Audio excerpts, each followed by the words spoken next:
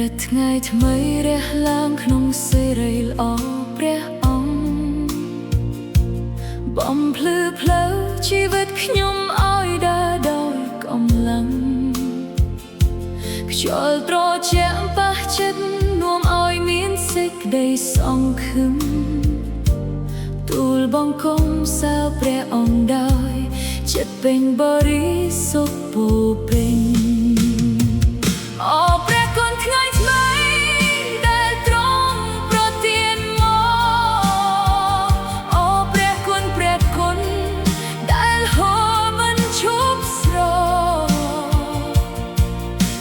ក្នុង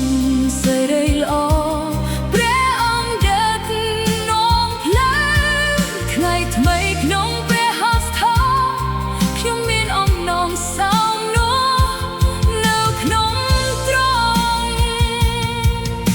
ពន្លឺថ្ងៃរះឡើងលើភ្នំលើវាលធំទូលាយបង្ហាញស្នាព្រះហស្ថដែលមិនធ្លាប់រលាយគ្រប់ដងហើមដែលមានជាព្រះពរទ្រង់ប្រទានជីវិតក្នុងព្រះគុណធ្វើឲ្យចិត្តខ្ញុំសុខសាន្តអូព្រះគុណថ្ងៃថ្មីដែលទ្រង់ប្រទានមកអូព្រះគុណដែលហូរមិនឈប់ស្ររស់ក្នុងសេរីល្អ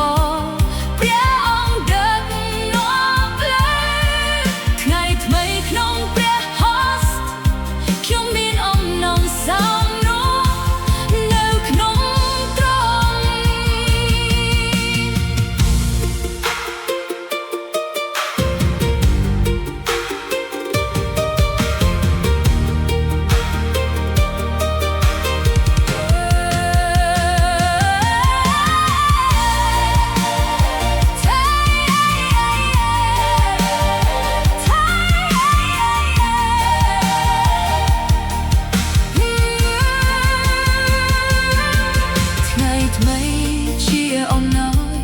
ព្រះអង្គផ្ដល់